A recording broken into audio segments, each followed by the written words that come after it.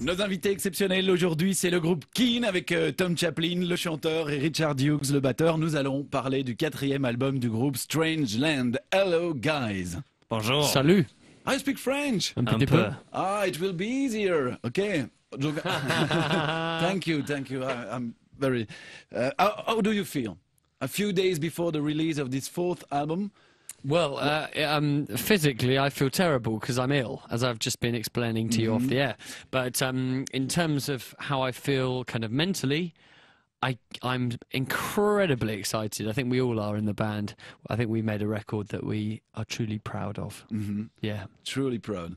Ils sont très fiers donc de cet album. Bon, Tom est un petit peu malade. I made a translation, I'm sorry. Okay. Tom est un petit peu malade, mais psychologiquement, émotionnellement, ils se sentent très bien à la veille pratiquement de la sortie de ce nouvel album, le 4e, Strange Land, parce qu'ils en sont très très fiers. We had to wait 4 years between Perfect Symmetry and Strange Land, 2 years since the EP Night Train.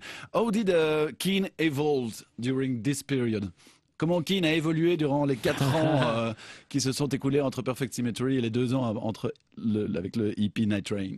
Well, both Perfect Symmetry and Night Train were both quite experimental records in their own way, and I think we realised with this record that we wanted to get back to the more direct emotional connection with the people listening to the music. So I think that was a gradual realization, but I don't think we would have made this record if we hadn't gone through the experience of making Night Train and Perfect Symmetry as well.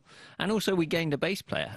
Jesse, our long-suffering session musician bass player, has become Jesse, the long-suffering member of the band. So that's been really great as well. I read somewhere that you weren't so glad about Perfect Symmetry. You said he was a little bit complacent. Is Strange Land a response to this observation? I wish that this... I mean, this is something that's been misquoted. It's sorry. really annoying. I don't blame you, obviously. Sorry. Because what happened was that I did an interview and someone asked me about the differences between Perfect Symmetry and Strange Land. And I said that, you know... Strange Land was an album that we prepared over a long period of time, 4 years. 4 years, yes. And, you know, we really made sure the songs were very stripped back and concise. And Perfect Symmetry was the opposite. It was all about exuberance and the freedom to use lots of different instruments. There was no producer on the record. And all I said was that at moments, Perfect Symmetry was perhaps a bit self-indulgent. Okay. I did not mean that the whole album was self-indulgent and that we don't like it, because actually, you know, it stands up there with the rest of the Keane albums. I think it's a fantastic album, Perfect Symmetry. That said, it's probably not quite as good as Strange Land.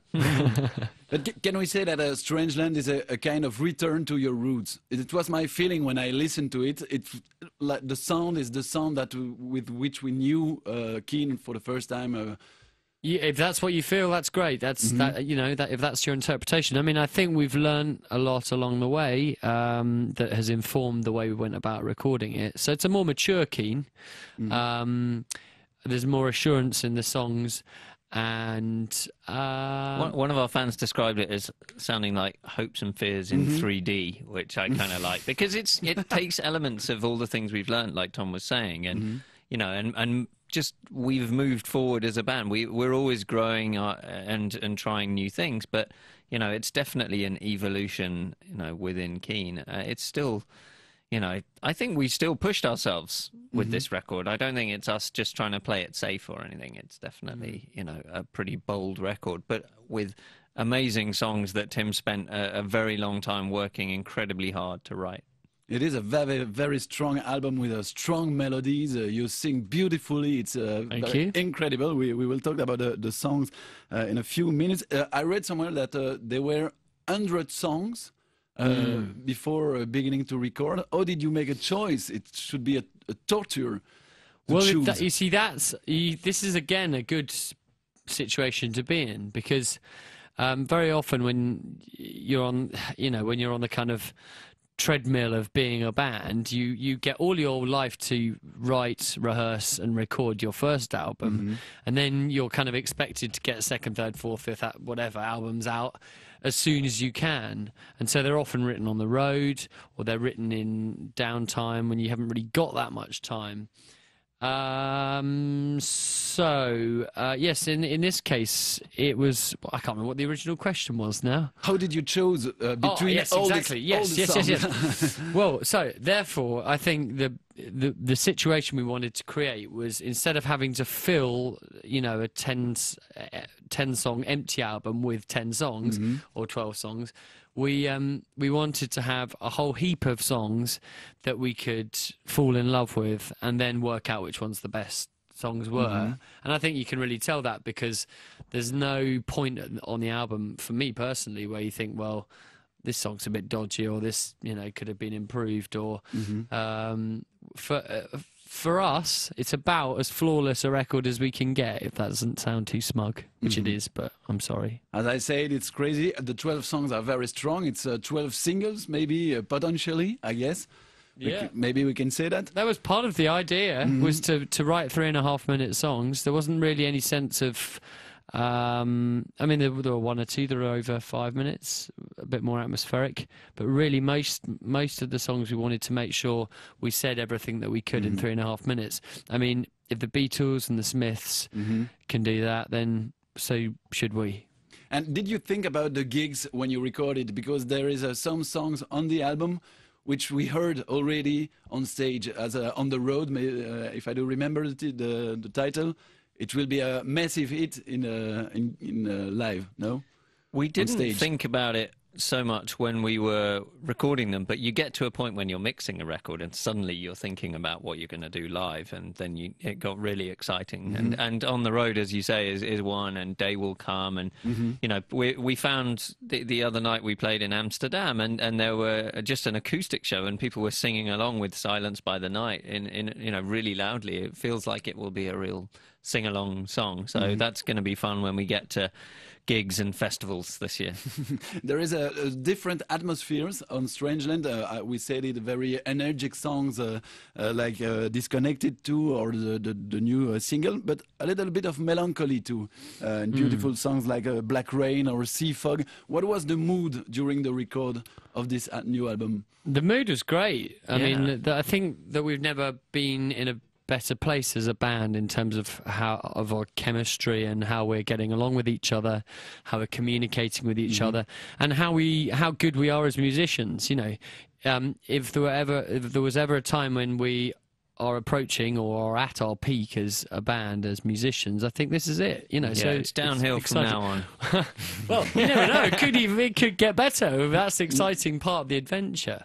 But I think going back to what you were saying about the different kind of moods, obviously a record has to have different shades, light and shade, and I think we want to take people on a journey through the strange land, which is what the album is called.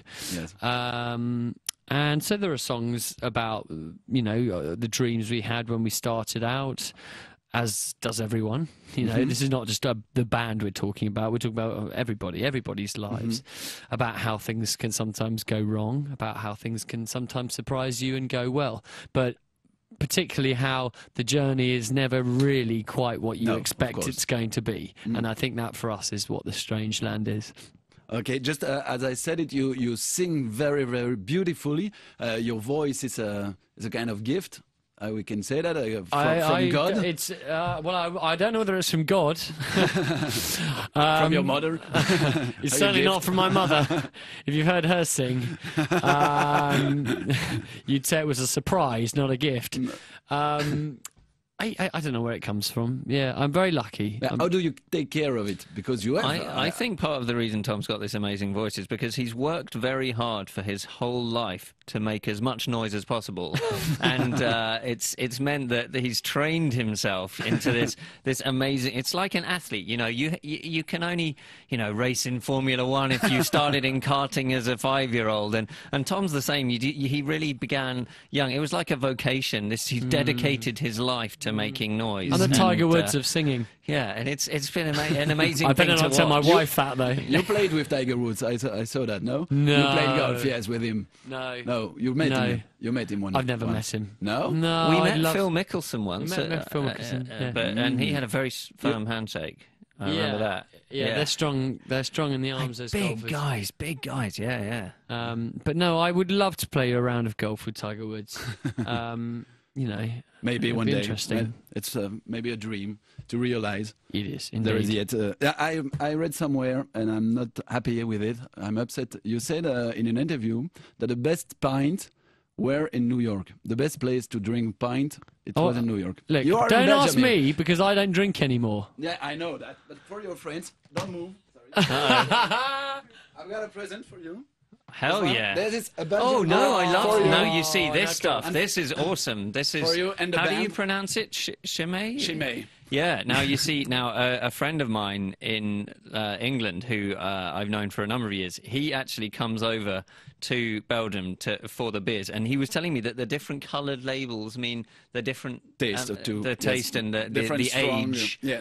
Yeah, Age- this should be amazing. This is radio. I've just been given a well, I guess it's Chimay Premiere. yeah, Yes, it's a Chimay special Premiere. one, a premium just for you. To thank you to be here today Thank with you us. so much. Beth, can we just promise not to tell Tim about this, or it won't last for more than about 10 minutes? You keep it. Okay. You keep it. No Thank problem. You. Just That's a great. last That's question. so kind. Thank you. I really appreciate Yeah, welcome. it. We're proud about our beers. There Yeah, is, you should be. I can't wait. Yeah.